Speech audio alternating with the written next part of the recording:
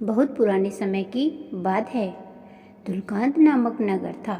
उसमें नीलकंठ नाम का एक ब्राह्मण रहता था। उसके पास धन संपत्ति नहीं थी। मेहनत मजदूरी करके वह अपना काम चलाता था। निर्धन होने के कारण जीवन बड़ी कठिनाई से बीत रहा था। फिर भी वह और उसकी पत्नी घबराते नहीं थे। उसके घर जो भी मेहमान आता उनका आदर सत्कार करना वे अपना कर्तव्य समझते थे। एक दिन उनके घर कोई सन्यासी आया। उन्होंने सन्यासी की खूब सेवा की। जाते समय प्रसन्न होकर सन्यासी उन्हें एक घड़ा दे गया। उस घड़े की विशेषता यह थी कि वह हर समय पानी से भरा रहता था। जितना जी चाहे पानी उड़ेल लो, परंतु घड़ा खाली नहीं होता था। न ही उसे पानी भरने के लिए किसी कुआं या तालाब में डुबोना पड़ता था। परंतु सन्यासी ने एक शर्त लगाई थी, जितना जी चाहे परोपकार कमाओ, लेकिन इस घड़े का उपयोग लाभ के लिए मत करना, नहीं तो यह फूट जाएगा। नीलकंठ ने यह बात गांठ बांध ली थी। नगर का एक दुकानदार अक्सर उसे समझाता, यह घड़ा तेरे लिए व्यर्थ है, 150 ले ले और घड़ा मुझे दे दे। मैं इसका जल बेचकर धन कमाऊंगा। तू तो व्यापार के बारे में कुछ जानता ही नहीं है, इसलिए तेरे लिए ये घड़ा बेकार है। ब्राह्मण उसकी बात हर बार टाल जाता। गंभीर होकर ब्राह्मण व्यापारी से कहता, सन्यासी जी का आदेश है, इस जल से मोल नहीं कमाना है और परोपकार करने के लिए ही इसका इस्तेमाल करना है।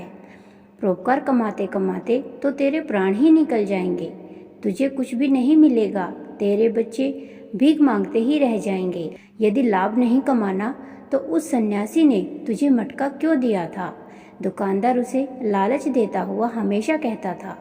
बरसों बीत गए। नीलकंठ ने वह घड़ा नहीं बेचा और न ही उस घड़े से कोई लाभ कमाया।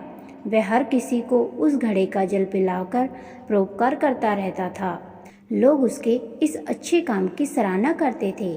उसी वर्ष इतनी गर्मी पड़ी कि नदी, नाले, तालाब और कुएं आदि सूख गए। नीलकंठ के राज्य में अकाल पड़ गया था। लोग राज्य को छोड़कर भागने लगे थे। बरसात आने पर भी जब पानी नहीं बरसता तो राज्य के राजा वीरेंद्र की चिंताएं दुगनी हो गई थी। राजधानी के कुएं भी सूखने लगे थे। लोग पानी के अभाव में प्यास से दम तोड़ने लगे थे।